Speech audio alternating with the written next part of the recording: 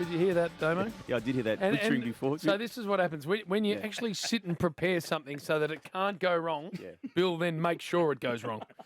Tell me, we're going positive with the second round? Yeah, we are. And I felt probably the last game of the second round was the reason for us to start today in that positive space, that being St Kilda's win against Fremantle, because they went into the game with a lot of focus, a lot of scrutiny. I was as critical as anyone with what they dished up in round one, but you always know you've got to give them a few weeks to sort themselves out, and they did. And it didn't look good at half time, Bill, when they were 2-7 to the Dockers, and then it's Big Maxi King. Yeah, it's unfair to say it's his come-out game or his breakout game or his coming-of-age game, because he's done it before, hasn't he, in the short time he's been in the game. But I don't think he's had a better game in terms of impact on the result. The 4 goals 2 possessions to half time. Yeah. 2 goals in a minute. Yeah. Well, three in a row, basically 2.5. They only had 3 goal kickers. Yeah, I know. That's so the well other done issue. to Higgins, because he copped it during the week. He did, from big names, including Nick Riewoldt, who felt that he should have been dropped on the back of not handballing on one occasion. I'm sure he saw more than just that one incident of not handballing, but to me, he's a point of difference, isn't he? In a team that's pretty bland, it is pretty vanilla, and I think that's half its problem. And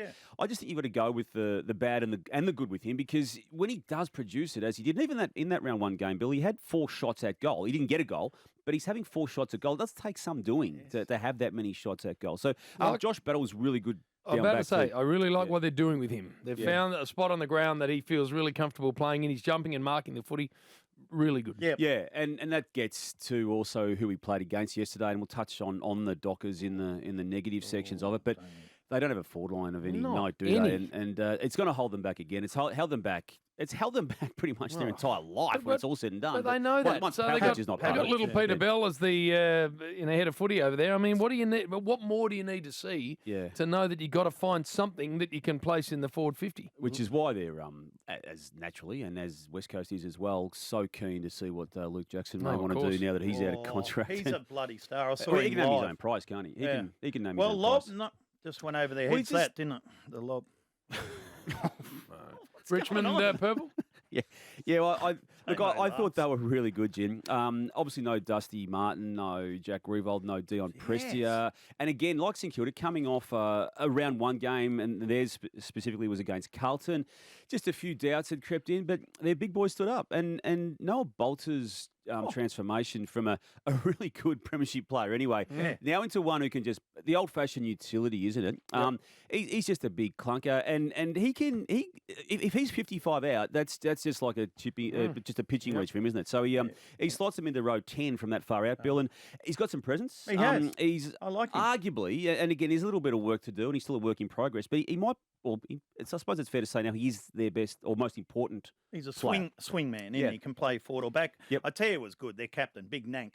Yeah. He just stood up. He did. And I thought their former captain, while he didn't rack up a lot of numbers, I thought his touches were really important. I just love the X Factor guys. We touched on Higgins a moment ago, but Shea Bolton too, just the way he set it up early, I felt, just to give it that spark. And the 2 goals that he kicked were good. And again, like we mentioned a moment ago with Fremantle, we'll get to GWS on the other side of the equation.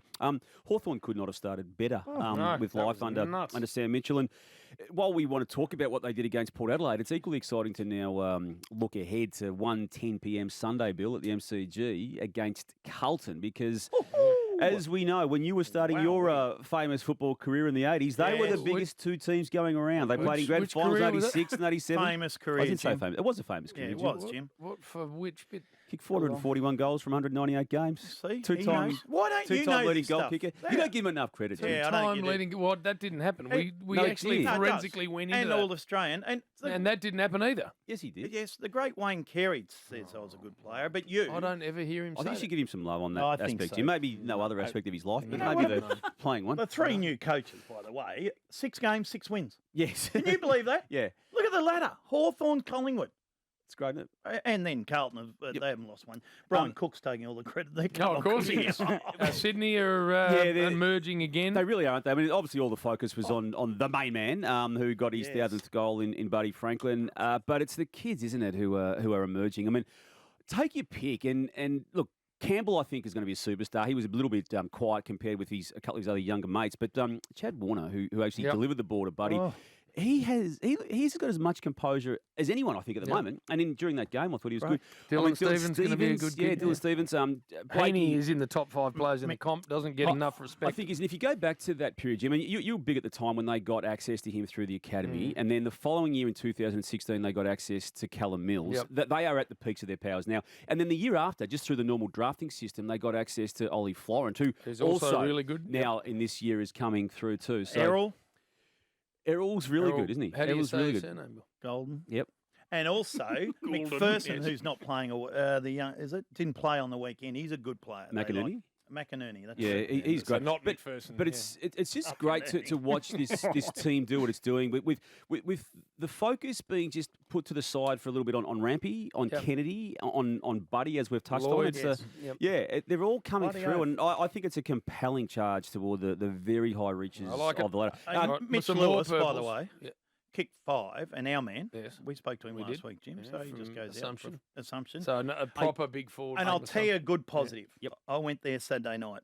Metricon is a great ground to watch footy. You're right there. They've got indoor and outdoor bars, so you can have a drink indoors or walk out. There's no one saying, what are you doing with that beer out there and all that. And it's a great ground, a good ground for the Suns. And you don't want to play the Suns early in the year, Jim. No, you don't. But it's a great ground also because you can pick any seat you want. Well, you can, yes. We did that, yes. We are going to get some more positives out of Purple next. It's the Rush Hour. Triple M.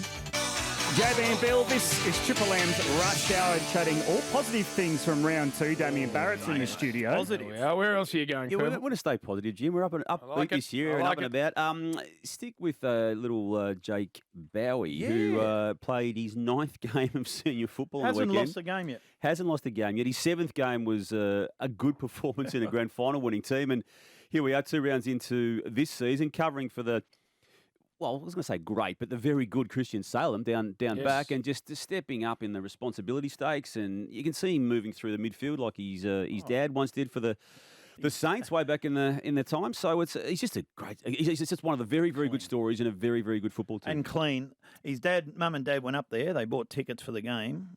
Lost the tickets, so he had to go to the ground and buy some tickets again. Brett, come on, Brett. And of course, Fats just stumbled across Luke Jackson. Yeah, I just found him Saturday night. A grand final to shreds, but and the Rising Star Award. Actually, quite like him, do you? And like him. And the finals before the grand final. Yeah, exactly. Old Teeth can play. And Took Miller's a star. He just Again, doesn't give up. All Australian last year. Bill, you can only deal with what's in front of him, Bill. But they're good, very good. Carlton, of course, Carlton. Yeah, we need to touch on them very quickly because it does go back to Thursday. But again, the anticipation building toward, I reckon, next Sunday. I know it's a round of footy that's got a showdown, a derby, as they call it in Perth, a couple of other good matchups. But Hawthorn Carlton's big. Why is there 2 games on Friday? I meant to get to the bottom of that today, Bill. I look, it'd be a Foxtel arrangement, but I think it detracts from the focus placed upon the showdown. Although, having said that, it may not be a bad year to do so. It's 17 versus 18 or whatever it is. Used to be the pinnacle, didn't it? But it's fallen away somewhat. Well, it'll still have plenty of sizzle because they can't stand each other, so it'll work, as will the derby. Yep. You call the Collingwood game. They're impressive, aren't they? And we're talking about the 2 and 0 new coaches.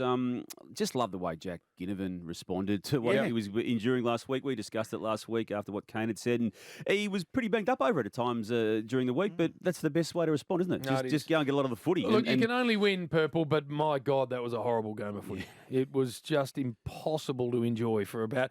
And you know what? Before the stupid alarm went off, it was actually just getting good. Was it? Like it had been deplorable for 40 minutes, and then it just started to get some sort of mojo, and we thought, oh, hello, now it's starting to pick up. Yep. And then the alarm goes off, and it went straight back to where it was.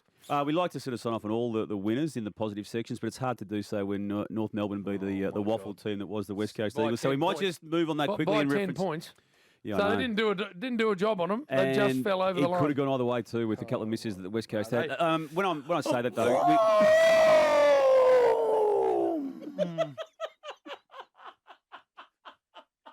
no, seriously. There's only so much more. Pebble, I don't know what you do between 4 and 6. I don't know how. I know you're a very busy man. I don't know what you got on between 4 and 6. Look at them ring, Jimmy. Have a look at them ring. Here they come. But Sorry, Purple, Damo, we didn't want to tell you about that. You are welcome anytime. Now, negatives. That's the F1 sound, by the way. We got it, Bill, now. The negatives, Purple, where are you aiming them? Port Adelaide. Damo. I was generally shocked, but anyway. Port Adelaide, Jim. I always wait till round 6, and I think it's important too. And they've got a done. couple of games they can win, so they could get to round 6 at 3-3, and that's okay. But they're 0-2 right now, and if you throw in the last game of last year, which I think you have to, you can't forget that drubbing in the preliminary final because they then got drubbed again at the same venue, their home venue by Hawthorn on the weekend. Their excuses, Aliir's out, Dixon's not playing, they've got banged up players, but also too, some of the access they've got to talent, it's just not coming through right now. Yeah. So they're at a form of crisis point when it comes to Ken Hinkley's time at the club. It's his 10th year, and they need to start showing a bit more. Well, it's a bottom four side from the year before. Hawthorn were bottom 4 last year. So that's a bottom 4 side doing a 10-goal number on you at your own ground. Yep.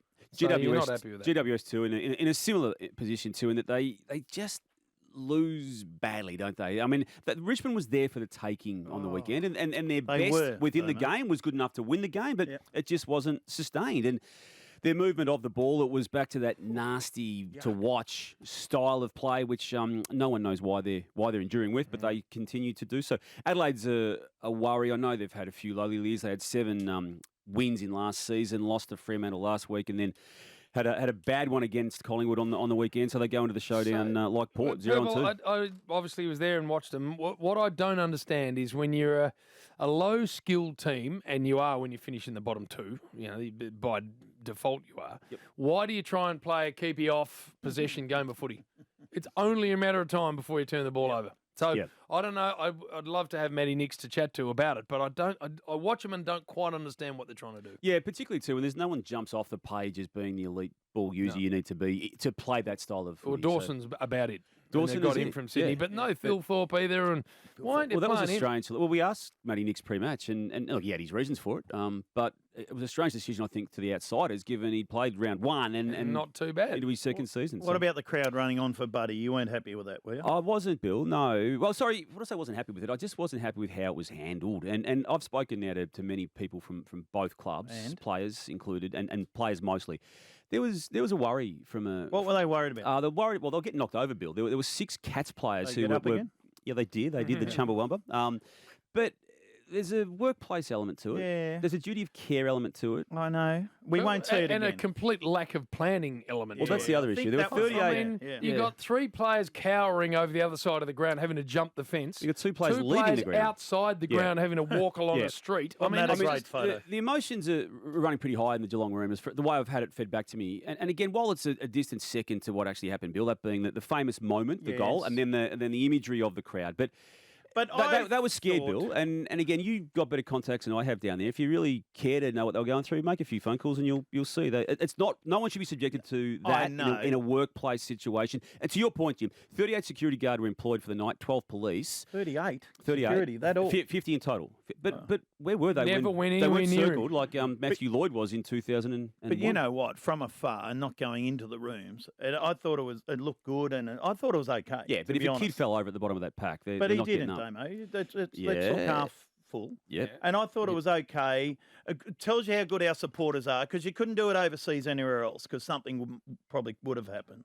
So I thought the supporters weren't bad, to be honest. But and mostly it's Sydney. typical of the AFL to me, Purple. It ended up okay, so therefore it's good. If someone did get trampled and was hospitalised and on a bloody drip, there would be all hell to pay. We won't see it again. But it doesn't make what happened right, Bill. That's the issue. They knew it was going to happen, Bill, and there was nothing prepared for it. But we weren't going to stop them.